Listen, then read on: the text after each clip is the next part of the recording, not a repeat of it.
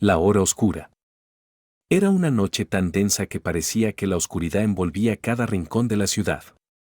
La comisaría estaba casi vacía, solo quedaba un grupo de policías de turno nocturno, apenas conscientes de los escalofríos que recorrían sus espinas cuando el reloj marcó la medianoche.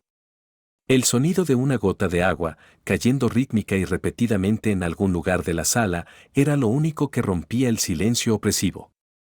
El detective David Romero miró el reloj con una mezcla de agotamiento y ansiedad. Sabía que algo estaba mal. Desde hacía semanas, la ciudad había estado al borde del pánico por una serie de desapariciones inexplicables. Todas seguían el mismo patrón, personas comunes, con rutinas normales, que desaparecían sin dejar rastro. Nadie veía ni oía nada, y hasta las cámaras de vigilancia parecían volverse ciegas en el preciso momento de los secuestros. Quizás ya estoy paranoico, se dijo a sí mismo mientras miraba una pila de informes de casos no resueltos que crecía a un ritmo alarmante. La idea de que había un asesino en serie acechando las calles era algo que mantenían en secreto.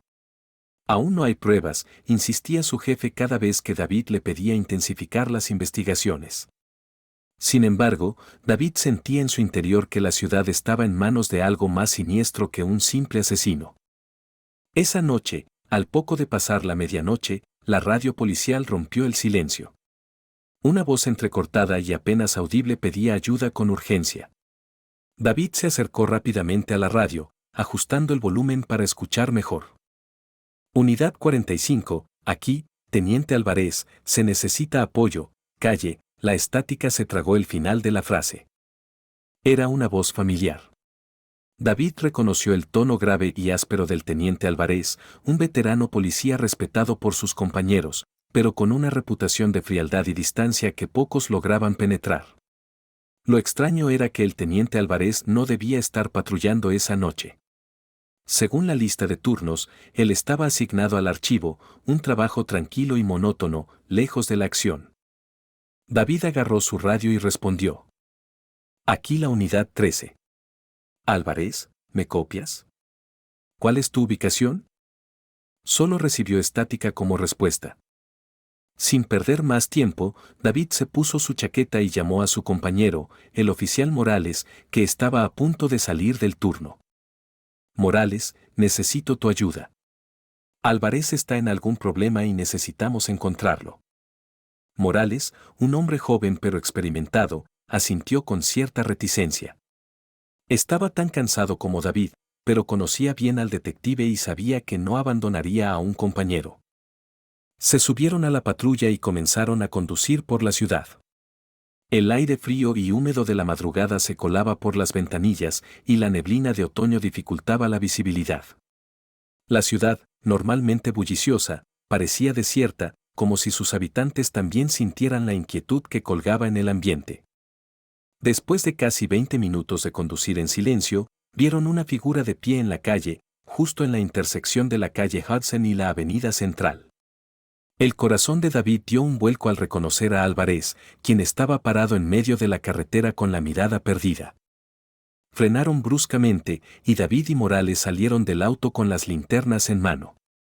Al acercarse, vieron que el rostro de Álvarez estaba pálido, casi cadavérico, y sus ojos tenían una mirada vidriosa, como si no pudiera verlos. Era como si su cuerpo estuviera ahí, pero su mente estuviera en otro lugar. Álvarez, ¿estás bien?, preguntó David con cautela. El teniente giró la cabeza lentamente, sus ojos oscuros y vacíos clavándose en David con una intensidad que no era propia de él. Entonces, con una voz ronca y casi inhumana, murmuró. No estamos solos. Antes de que pudieran preguntar a qué se refería, una sombra se deslizó detrás de Álvarez. Era alta, más alta que cualquier humano, y su forma parecía cambiar y contorsionarse en la neblina. David sintió el frío recorrer su columna vertebral y el instinto le gritó que corriera, pero sus pies parecían clavados al suelo. De repente, la sombra se lanzó hacia ellos con una velocidad imposible. David y Morales apenas lograron esquivar el ataque y cayeron al suelo mientras la figura desaparecía en la neblina tan rápidamente como había aparecido.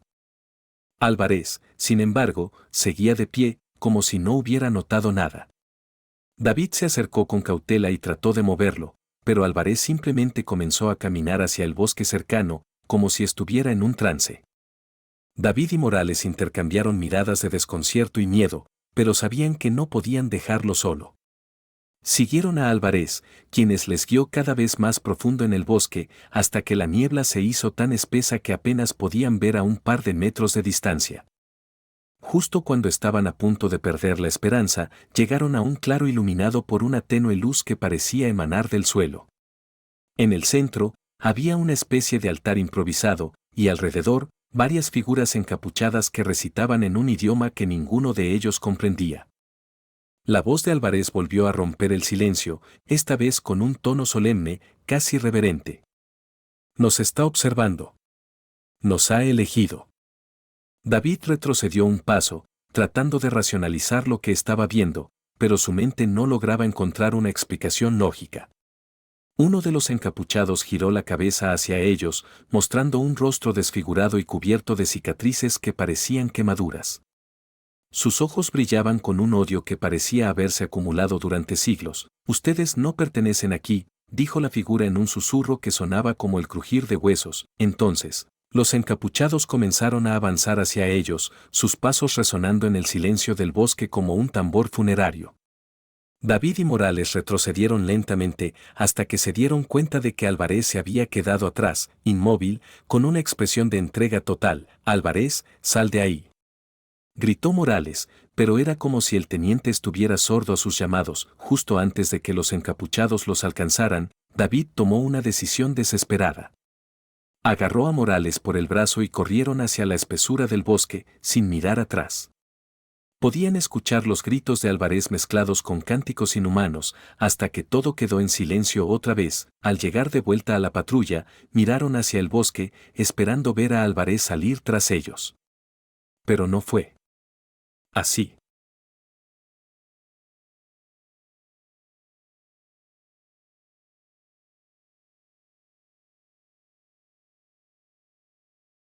La lluvia caía con fuerza sobre la ciudad mientras el oficial Gabriel Díaz miraba a través del parabrisas, tratando de divisar algo en medio de la neblina. Era una noche espesa, de esas en las que el silencio se vuelve opresivo, donde cada sombra parece un ojo mirándote desde el abismo. Había recibido un llamado de emergencia desde una vieja estación abandonada a las afueras de la ciudad. Nadie había trabajado ahí en más de 20 años. Desde la construcción de la nueva sede de policía, la vieja estación se había convertido en un edificio olvidado y triste. Había rumores de que en el pasado habían pasado cosas terribles en esas paredes, historias de brutalidad policial y desapariciones, aunque nadie se atrevía a hablar demasiado de ello. Era un tema tabú, una mancha en la historia de la policía local que todos preferían olvidar. Gabriel no estaba solo. Lo acompañaba su compañero, el oficial Marco Herrera, un tipo rudo y cínico, pero con un extraño sentido del humor que ayudaba a sobrellevar las largas noches de patrulla. Cuando recibieron el llamado desde la vieja estación, ambos se miraron confundidos, pero decidieron responder al aviso. Era una noche lenta, y cualquier cosa era mejor que seguir esperando en el auto. ¿De verdad crees que alguien pueda estar ahí?, preguntó Marco, encendiendo un cigarrillo mientras se acomodaba el cinturón. ¿Quién sabe?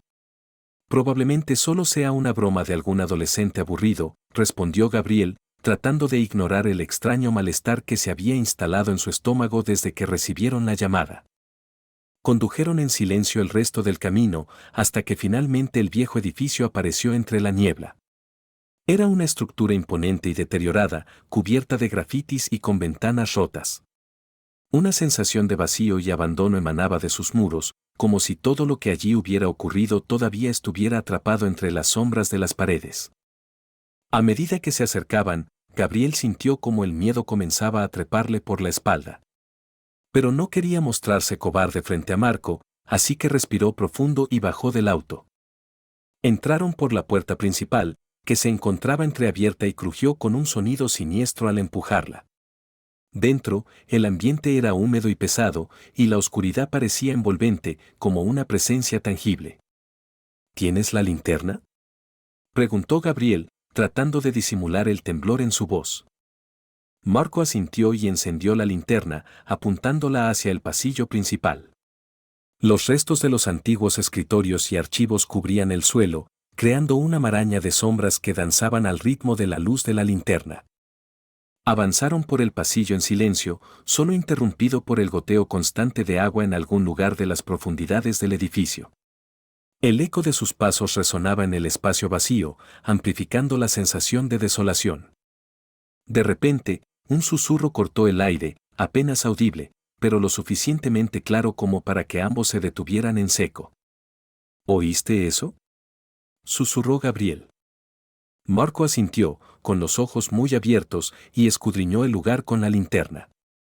No había nada, pero el susurro volvió, esta vez un poco más fuerte, como si una voz sin cuerpo les estuviera hablando desde las sombras. ¿Por qué has venido aquí?, pareció decir la voz, como un susurro que apenas acariciaba sus oídos. Gabriel tragó saliva y avanzó unos pasos, tratando de mantener la calma. De repente, un archivo viejo cayó de uno de los estantes, haciendo que ambos saltaran del susto. «Esto no es normal», murmuró Marco. «Creo que deberíamos salir de aquí». Pero antes de que pudieran moverse, las luces parpadearon y un chillido metálico resonó en el pasillo. Ambos se giraron hacia el sonido, pero no había nada, solo una puerta al final del corredor que parecía haber sido abierta. Gabriel sintió como una corriente de aire frío le recorría el cuerpo. Nunca había sentido un miedo tan irracional, tan primitivo. Era como si algo en lo profundo de su ser le estuviera gritando que huyera, que saliera de ese lugar antes de que fuera demasiado tarde. Pero, de alguna forma, sus pies lo empujaron hacia adelante. Con Marco a su lado, avanzó por el pasillo, hasta llegar a la puerta abierta. Detrás de ésta se encontraba una habitación oscura, iluminada solo por la tenue luz de la linterna. En el centro de la habitación había una silla de metal, oxidada y cubierta de polvo. Pero lo que llamó su atención fue lo que había sobre la pared frente a la silla, una serie de palabras escritas con letras temblorosas que parecían haber sido hechas con uñas o algún objeto punzante. Ellos me encontraron. Ellos me torturaron. Y ahora yo los encontraré. Ambos sintieron el peso de esas palabras como una amenaza directa hacia ellos. Gabriel se giró hacia Marco, pero su compañero tenía la mirada perdida en la pared, como si algo invisible lo estuviera atrapando en un trance. «Marco», llamó Gabriel, tocando su hombro. Marco pareció despertar de repente y lo miró con ojos desorbitados. «¿Qué demonios es esto, Gabriel? Esto es una locura. Tenemos que salir de aquí ahora mismo». Antes de que pudieran reaccionar, las luces parpadearon de nuevo, y los susurros regresaron, esta vez más claros, casi como si alguien estuviera hablando justo al lado de ellos. «Ellos pagarán, con su alma». Gabriel y Marco retrocedieron, tratando de alejarse de la habitación, pero la puerta se cerró de golpe frente a ellos, dejando la habitación completamente a oscuras. La linterna de Marco parpadeó y luego se apagó, sumiéndolos en una negrura total. «No, no puede ser», gritó Marco, golpeando la puerta, tratando de abrirla, pero estaba completamente sellada. Los susurros se convirtieron en gritos, y de la nada, la voz que los había estado acosando se transformó en un alarido de dolor y rabia. Gabriel intentó respirar, pero el aire se volvía cada vez más denso, como si algo invisible estuviera sofocándolo. De repente, sintió unas manos frías y pegajosas aferrándose a sus hombros, y al girarse vio un rostro desfigurado mirándolo con ojos vacíos, llenos de odio. Era el rostro de un hombre, pero uno que había sido maltratado, como si hubiera soportado años de tortura. Su boca estaba abierta en una mueca de sufrimiento, y sus dedos se clavaban en los hombros de Gabriel con fuerza. Gabriel gritó y se apartó, sintiendo como las uñas se clavaban en su piel. Cayó al suelo, temblando, mientras la figura se desvanecía en la oscuridad. Marco también estaba en el suelo, respirando con dificultad, sus ojos llenos de terror. «¿Qué es eso?», gritó Marco, intentando levantarse. «Tenemos que salir de aquí, Gabriel. Ya basta». La puerta se abrió de golpe y ambos corrieron hacia el pasillo, tropezando en su desesperación por escapar de ese lugar maldito. pero el edificio parecía retorcerse a su alrededor, los pasillos se alargaban, las puertas aparecían y desaparecían, como si el mismo lugar estuviera jugando con ellos. Cada vez que giraban una esquina, las sombras parecían cobrar forma y figuras indistinguibles los seguían, murmurando palabras que no podían entender, pero que se sentían como cuchillas en sus mentes. Finalmente, después de lo que les pareció una eternidad, llegaron a la entrada. La puerta estaba entreabierta y la luz de la calle iluminaba el exterior. Sin mirar atrás, corrieron hacia la salida, tropezando y cayendo hasta finalmente salir del edificio y desplomarse en la calle, respirando agitadamente. La lluvia seguía cayendo, empapándolos mientras se miraban, incapaces de comprender lo que acababan de experimentar. Nunca, nunca volveremos ahí, jadeó Marco, con el rostro pálido y la mirada perdida. Gabriela sintió, temblando, todavía sintiendo el peso de aquellas manos frías en sus hombros. Sabía que algo había despertado en ese lugar, algo que no debía haber sido perturbado. Algo que ahora, estaba seguro, no los dejaría en paz. Días después, Gabriel comenzó a notar cosas extrañas en su apartamento. Las luces parpadeaban sin motivo aparente y escuchaba susurros en la oscuridad cada vez que intentaba dormir. A veces, en el espejo del baño, le parecía ver un rostro desfigurado mirándolo, con aquellos ojos vacíos y llenos de odio. Marco, por su parte, empezó a tener pesadillas terribles en las que aquel hombre lo perseguía a través de la vieja